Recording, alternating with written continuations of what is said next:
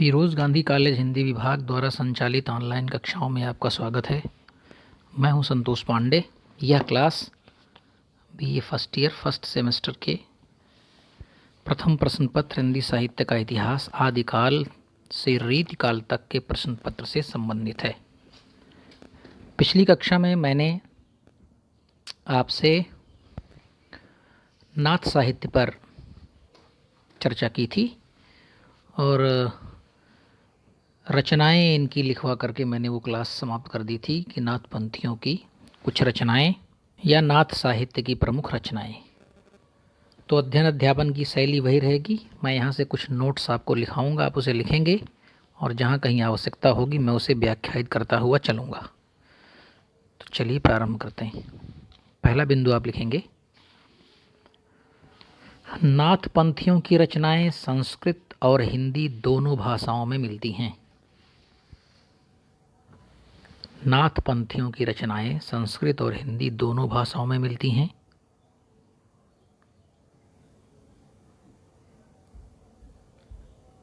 अगला बिंदु, इनके संस्कृत ग्रंथों में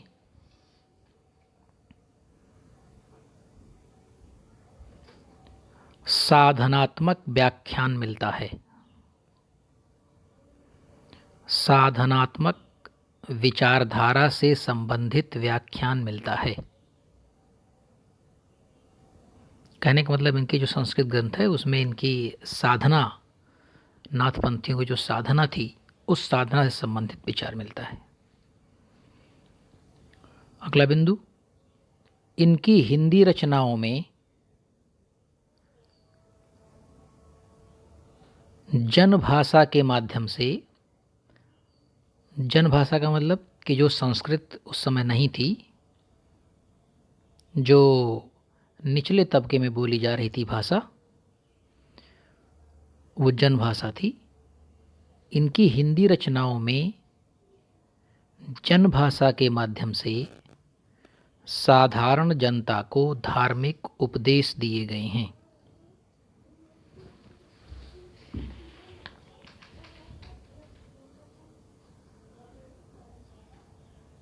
अगला बिंदु, मिस्र बंधुओं ने प्रथमतः यानी सबसे पहले, मिस्र बंधुओं ने प्रथमतः गोरखनाथ द्वारा संस्कृत में लिखी गई 9 पुस्तकों का उल्लेख किया था। 9 पुस्तकों का उल्लेख किया था, 9 बुक्स।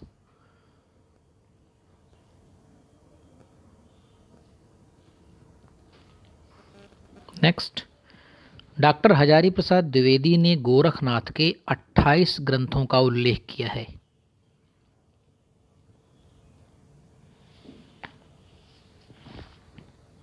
डॉक्टर हजारी प्रसाद द्विवेदी ने गोरखनाथ के 28 ग्रंथों का उल्लेख किया है।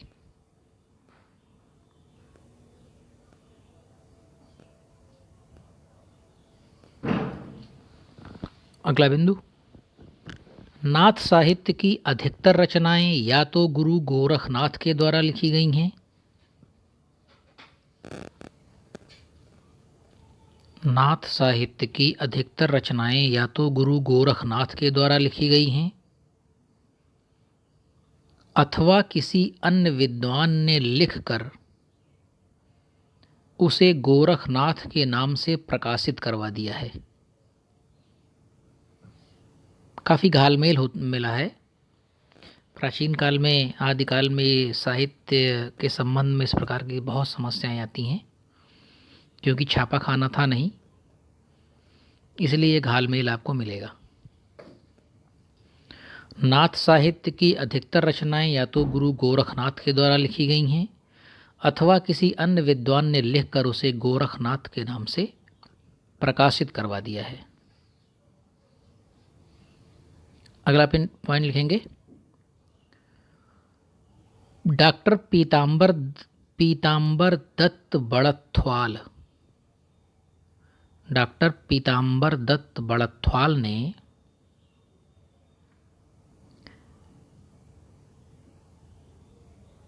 इन सभी रचनाओं को जो इधर उधर बिखरी पड़ी थीं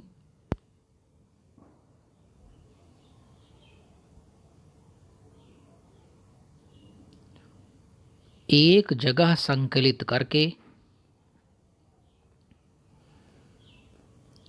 गोरखबानी के नाम से प्रकाशित करवाया।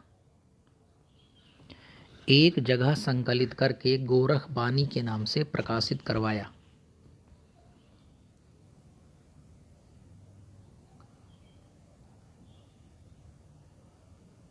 अब गोरखबानी जो पुस्तक है इसके प्रकाशक का नाम लिखिए।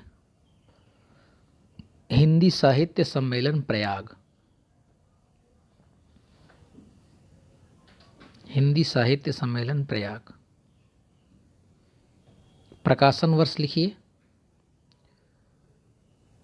डॉक्टर राम कुमार वर्मा के अनुसार 1942 ईस्वी। डॉक्टर राम कुमार वर्मा के अनुसार 1942 ईस्वी 1942। डॉक्टर बच्चन सिंह के अनुसार 1930 ईस्वी 1930। डॉक्टर बच्चन सिंह के अनुसार 1930 ईस्वी। नेक्स्ट पॉइंट लिखेंगे। डॉक्टर पीताम्बर दत्त बड़थवाल के अनुसार इस साहित्य के कुल रचनाओं की अनुमानित संख्या 40 मानी गई है, 40।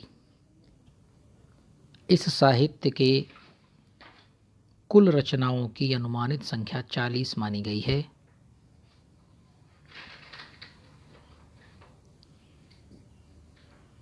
जिनमें से 14 रचनाओं को वे प्रामाणिक मानते हैं। जिनमें से 14 रचनाओं को वे प्रामाणिक मानते हैं।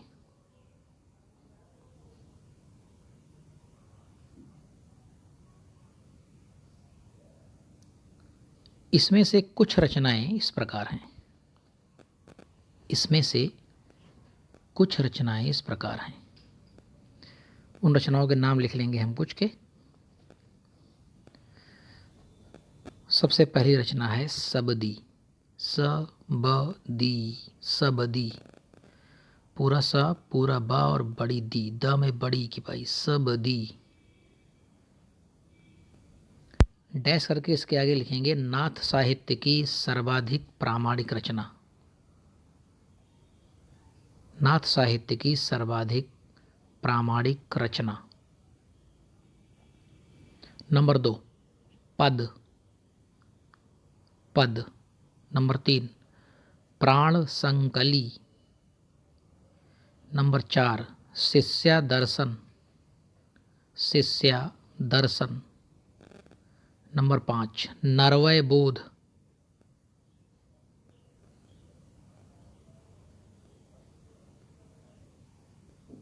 पंचमात्रा। अगली कृति है पंचमात्रा। नेक्स्ट है ज्ञान तिलक।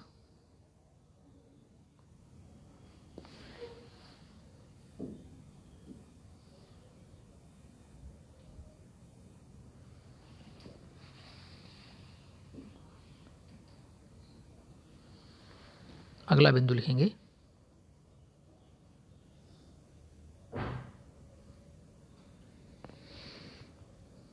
डॉक्टर पीताम्बर दत्त बड़थवाल ने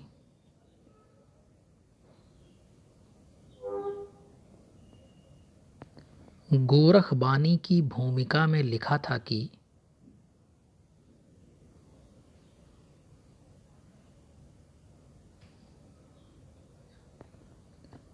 डैश करके लिखेंगे यह ग्रंथ 2 भागों में विभक्त है।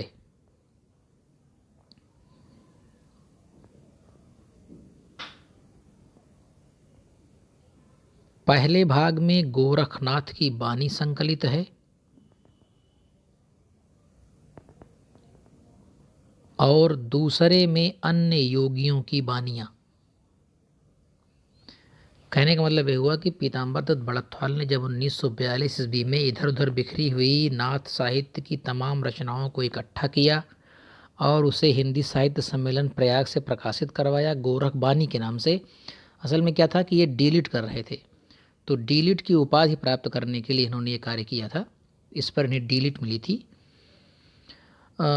तो इसकी भूमिका में इन्होंने लिखा था कि यह ग्रंथ 2 भागों में है। पहले भाग में गोरखनाथ की बानी संकलित की जा रही है और इसका जो दूसरा भाग आएगा उसमें गोरखनाथ के अलावा अन्य जो नाथ मत के लोग हैं उनकी बानियों का संकलन होगा। लेकिन हुआ क्या ये कि गोरख बानी के दूसरे भाग के लिए जो कलेक्शन किया था इन्होंने कलेक्शन तो कर लिया था, लेकिन उसे ये पब्लिश नहीं करवा पाए और इनका स्वर्गवास हो गया। और ये कार्य अधूरा रह गया। लेकिन आचार्य हजारी प्रसाद द्विवेदी ने पीताम्बर दत्त बड़थवाल के इस अधूरे कार्य को पूरा किया और 1957 ईस्वी में इन्होंने नाथ सिद्धों की बानियाँ इस नाम से एक पुस्तक प्रकाशित करवाई, जिसमें 25 नाथ पंथ के अन्य संतों की बानियों का संकलन किया गया। तो चाहे तो आप इसे लिख सकते हैं,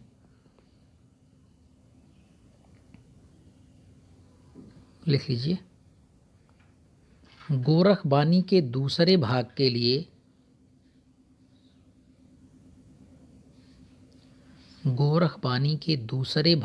लिए डॉक्टर बड़थवाल ने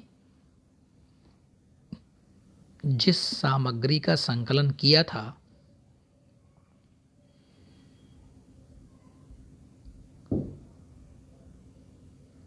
उसे वे अपने जीवन काल में प्रकाशित नहीं करवा सके।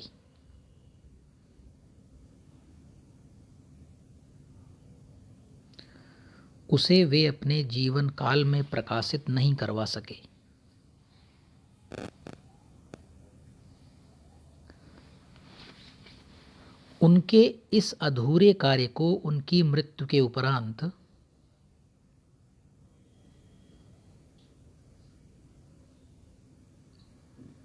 नाथ सिद्धों की बानियाँ नाम से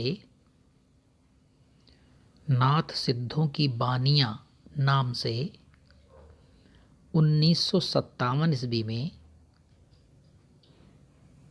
डॉक्टर हजारी प्रसाद द्विवेदी ने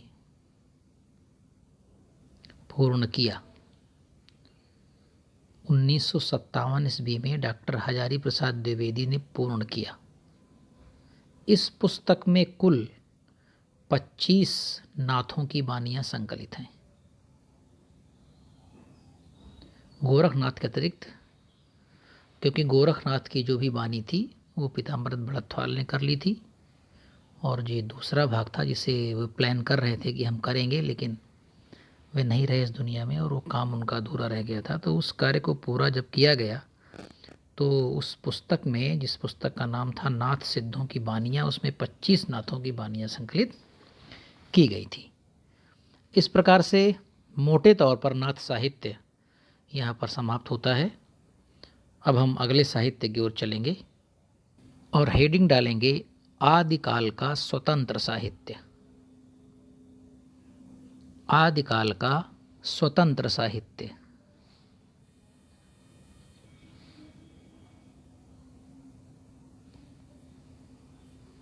स्वतंत्र साहित्य से क्या तात्पर्य है, इसको ज़रा समझ लेते हैं। आपको याद होगा कि मैंने 2 या 3 क्लास पहले आदिकाल के बारे में जब बात कर रहा था तो मैंने आपको बताया था और एक नोट्स भी आपको दिया था इस संबंध में कि आदिकाल का जो पूरा साहित्य है, यानी पूरी संपूर्ण साहित्यिक सामग्री आदिकाल की है, उसे मुख्य रूप से 4 श्रेणियों में बांटा गया था। ये मैंने लिखाया था आपको। ये 4 श्रेणियाँ थी। पहली श्रेणी थी रासो साहित्य, दूसरी थी रास साहित्य यानी जैन काव्य, तीसरी थी सिद्ध साहित्य और चौथी थी नाथ साहित्य। अब इन चारों के अतिरिक्त एक बिंदु और लिखवाया था मैंने। हुआ क्या कि आदिकाल में तमाम ऐसी रचनाएं और भी प्राप्त हुईं जिनको इन चारों श्रेणियों में नहीं रखा जा सकता है। तो इस प्रकार की रचनाओं को डॉक्टर नगेंद्र ने आदिकाल का स्वतंत्र साहित्य के नाम से पुकारा था। हालांकि आचार्य शुक्ल जी ने तो इसे खारिज कर दिया था। उन्होंने कहा था कि इन चारों में से केवल रासो साहित्य ही आदिकाल के साहित्य में स्थान देने के लायक है, बाकी सब उन्होंने खारिज कर दिया था। उन्होंने बाकी सबको कहा था कि ये सांप्रदायिक शिक्षा मात्र है। हालांकि आचार्य हजारी प्रसाद द्विवेदी ने इन चारों को ही आदिकाल साहित्य में स्थान दिया था, लेकिन डॉक्टर नगेंद्र ने कुछ और आगे बढ़ करके काम किया और उन्होंने कहा कि आदिकाल में ऐसी तमाम पुस्तकें, ऐसे तमाम रचनाकार मिलते हैं जो इन श्रेणियों में नहीं आते हैं तो उनको इन्होंने एक अलग से नाम दिया और वो नाम था आदिकाल का स्वतंत्र साहित्य। तो वही है ये स्वतंत्र साहित्य, जो ना तो रासो है, न रास है, न सिद्ध है, न नाथ है, इसके अतिरिक्त है। तो उस अतिरिक्त स्वतंत्र साहित्य की हम यहाँ पर चर्चा करेंगे। चलिए लिखिए, पहला बिंदु लिखते हैं इस संबंध में। हेडिंग डाल दीजिए आप, आदिकाल का स्वतंत्र साहित्य। आदिकाल में कुछ ऐसी रचनाएं भी प्राप्त होती हैं जिनको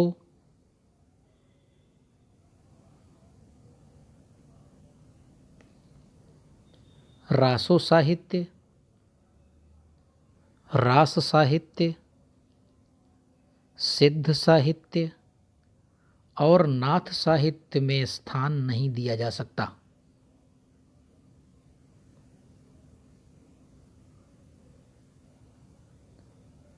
इस प्रकार की रचनाओं को डॉक्टर नगेंद्र ने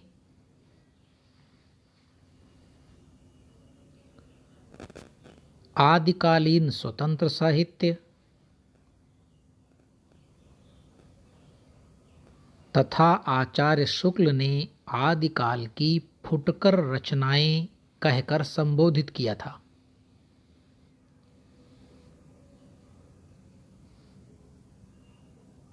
आचार्य शुक्ल ने फुटकल रचनाएं और डॉक्टर नगेंद्र ने आदिकालीन स्वतंत्र साहित्य के नाम से संबोधित किया था।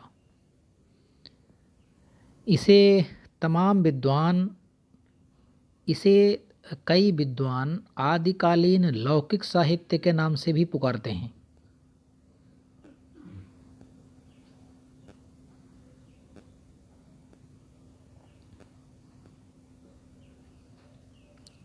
आदिकालीन लौकिक साहित्य दो श्रेणियों में प्राप्त होता है,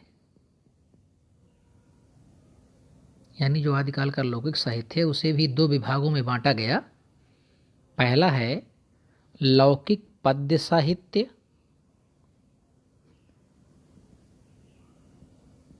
और दूसरा है लौकिक गद्य साहित्य। लौकिक पद्य साहित्य, लौकिक गद्य साहित्य।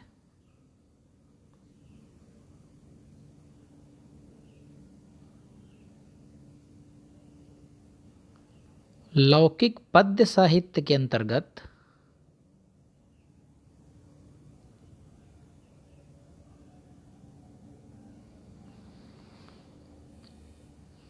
ढोला मारू रा दूहा, ढोला मारू रा दूहा नाम की एक प्रसिद्ध रचना प्राप्त होती है। ढोला मारू रा दूहा नाम की एक प्रसिद्ध रचना प्राप्त होती है।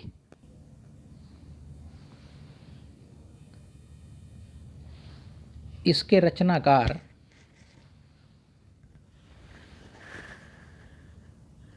कवि कल्लोल तथा कुशल लाभ थे। इसके रचनाकार कवि कल्लोल तथा कुशल लाभ थे।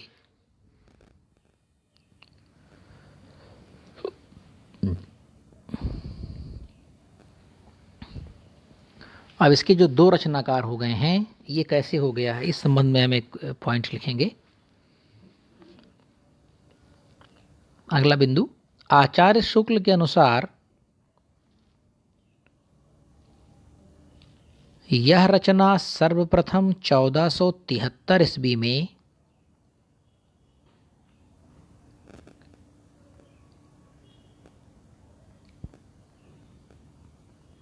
कवि कल्लोल के द्वारा लिखी गई थी। यह रचना सर्वप्रथम 1473 ईस्वी में कवि कल्लोल के द्वारा लिखी गई थी।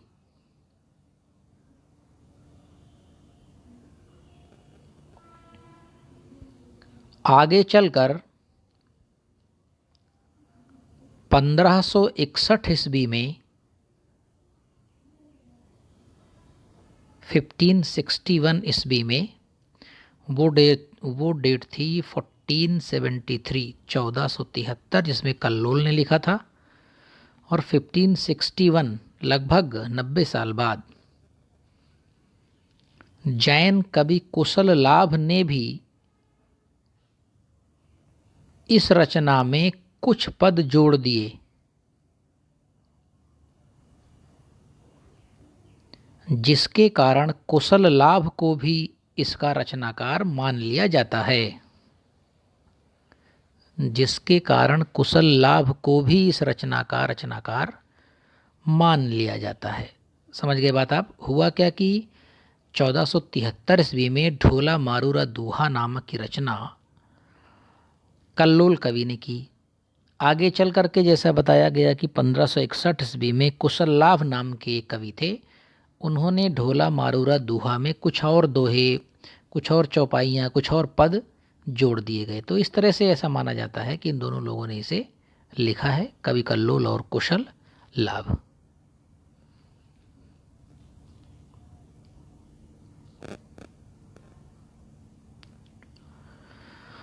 आगे लिखेंगे, इस रचना में आमेर के कछवाह वंश के राजकुमार इस रचना में आमेर के कछवाह वंश के राजकुमार ढोला तथा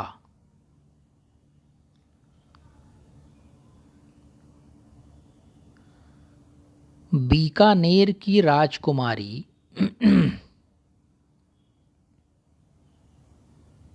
मरवण अड़ा तथा मालवा की राजकुमारी मालवड़ी की त्रिकोणीय प्रेम कथा का वर्णन मिलता है।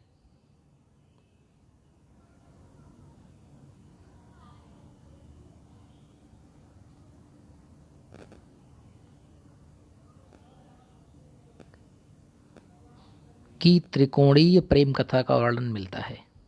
नेक्स्ट पॉइंट लिखेंगे इस संबंध में, दोहा शैली में रचित इस रचना में, ये दोहा शैली में लिखा हुआ है, लिखी गई है। दोहा शैली में रचित इस रचना में वियोग श्रृंगार की प्रधानता है।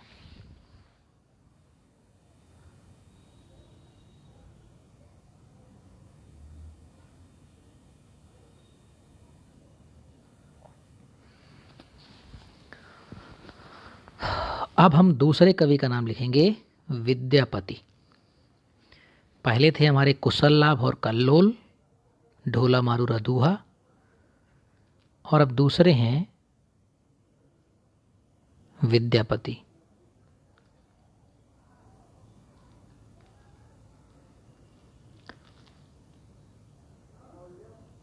विद्यापति की 3 रचनाएं बहुत ही प्रसिद्ध हैं। आप लिखेंगे तीनों के नाम। विद्यापति प्रमुख रचनाएं करके लिखेंगे, प्रमुख रचनाएं।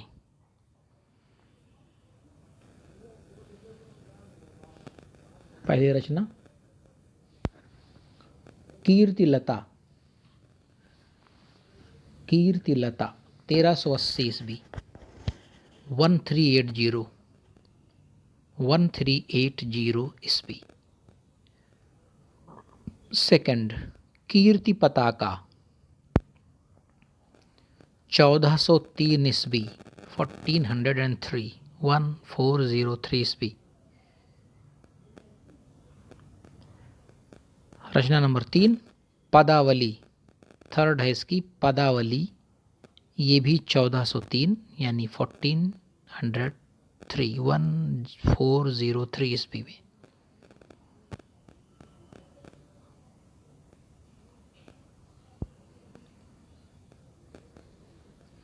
तो ये विद्यापति हैं, इनकी 3 रचनाएं प्रसिद्ध हैं, कीर्तिलता, कीर्ति पताका और पदावली। सबसे ज़्यादा जो प्रसिद्ध रचना है वो है पदावली। चलिए खैर आगे लिखते हैं, इस संबंध में बातचीत होगी। पदावली मैथिली भाषा में, मतलब पदावली किस भाषा में लिखी गई है? मैथिली भाषा में, पदावली मैथिली भाषा में तथा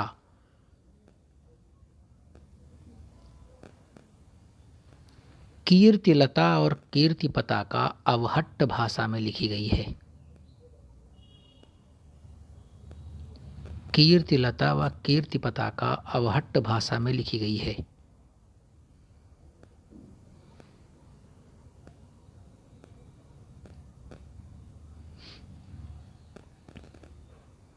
अगला बिंदु लिखेंगे, पदावली में मैथिली भाषा का अत्यधिक सुंदर प्रयोग करने के कारण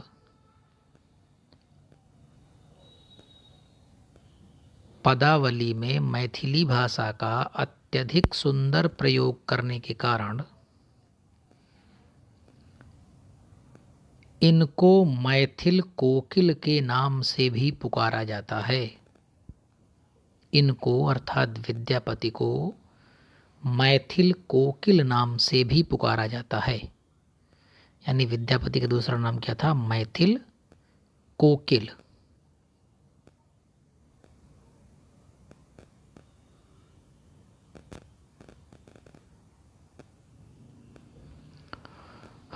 अगली जानकारी लिखेंगे इस संबंध में,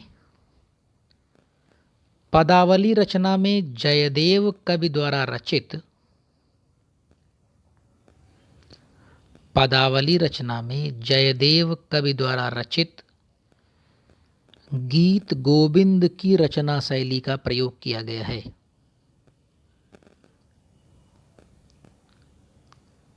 गीत गोविंद की रचना शैली का प्रयोग किया गया है, जिसके कारण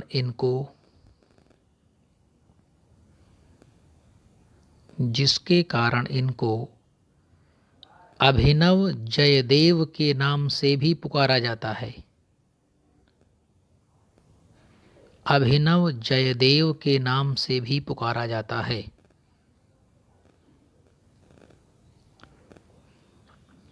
क्या था कि जयदेव ने एक ग्रंथ लिखा था गीत गोविंद, ये बहुत ही प्रसिद्ध ग्रंथ है।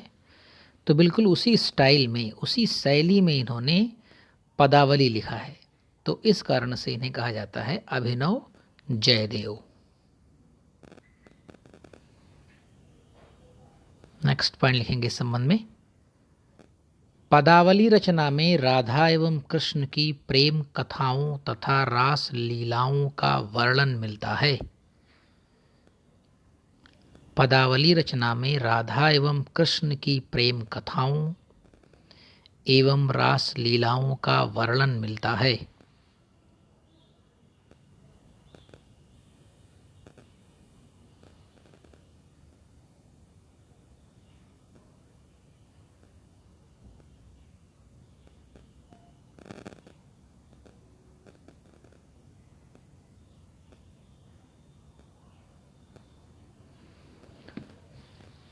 हिंदी साहित्य में, अगला बिंदु लिखेंगे, हिंदी साहित्य में कृष्ण को काव्य का विषय बनाने वाले सर्वप्रथम कवि विद्यापति ही माने जाते हैं।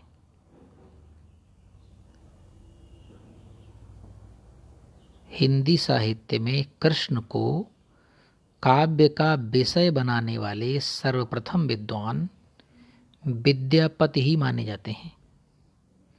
कहने का मतलब ये हुआ कि हिंदी साहित्य में कृष्ण के ऊपर जो कविताएं लिखी गई, जो कविताओं का क्रम प्रारंभ हुआ, उसके प्रारंभ करने का श्रेय विद्यापति को ही है। इसके बाद फिर अन्य लोगों ने कृष्ण के ऊपर कविताओं में लिखना प्रारंभ किया, यानी काव्य का विषय बनाया कृष्ण को।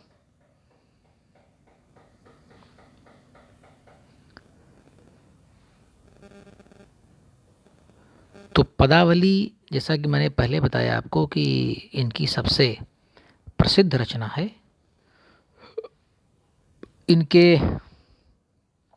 इनकी प्रसिद्धि का आधार पदावली ही है।